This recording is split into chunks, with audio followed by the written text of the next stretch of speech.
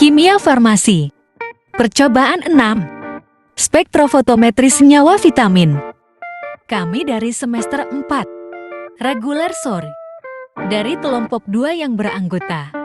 1. Gladi Virginia Jasmine. 2. Troifatul Jannah. 3. Mochammad Alvis. 4. Jamilatul Sadiah.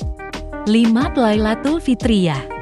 6. Nurlaili Dwi Ayuning Ati. Tujuan percobaan. Praktikan mampu mengidentifikasi zat dalam suatu sampel golongan vitamin serta menetapkan kadarnya menggunakan spektrofotometri UV-Vis. Tinjauan pustaka. Spektrofotometri merupakan salah satu cabang analisis instrumental yang mempelajari interaksi antara atom atau molekul dengan radiasi elektromagnetik. Interaksi antara atom atau molekul dengan radiasi elektromagnetik dapat berupa hamburan scattering, absorpsi-absorption, emisi, emision.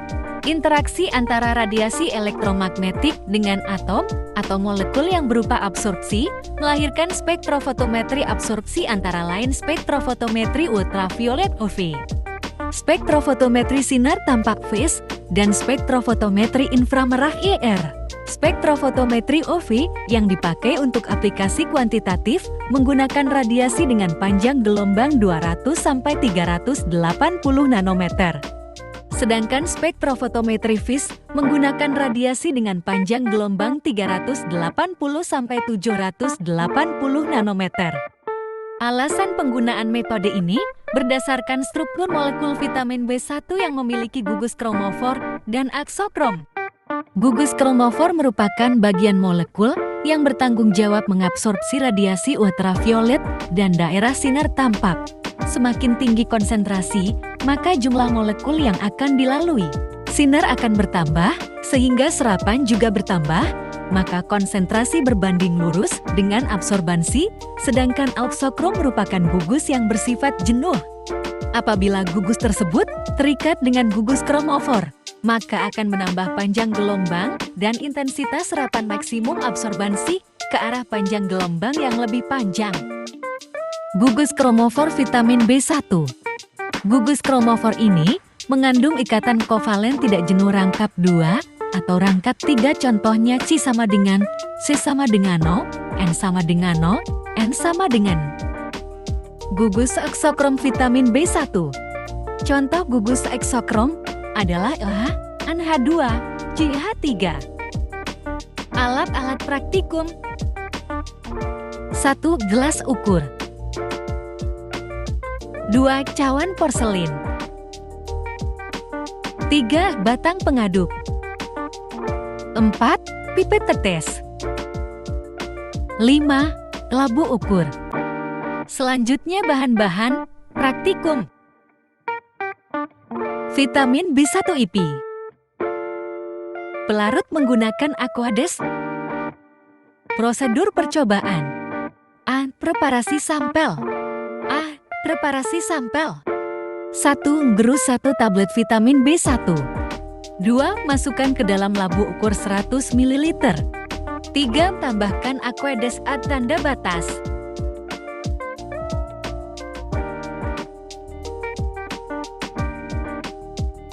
Prosedur percobaan. B.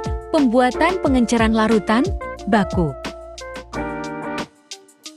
Cara kerja. 1. Timbang vitamin B1 murni sebanyak 100 mg, masukkan ke dalam labu ukur 100 ml. 2. Tambahkan Aquades ad tanda batas, kocok ad larut.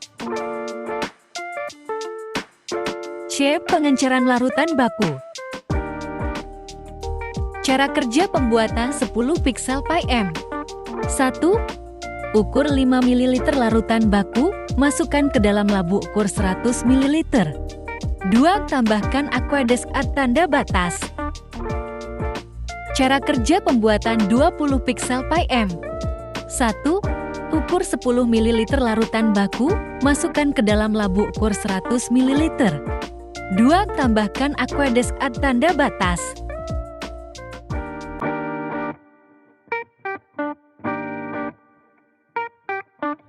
Cara kerja 30 piksel pm. 1. Ukur 15 ml larutan baku, masukkan ke dalam labu ukur 100 ml. 2. Tambahkan Aqueduct tanda batas.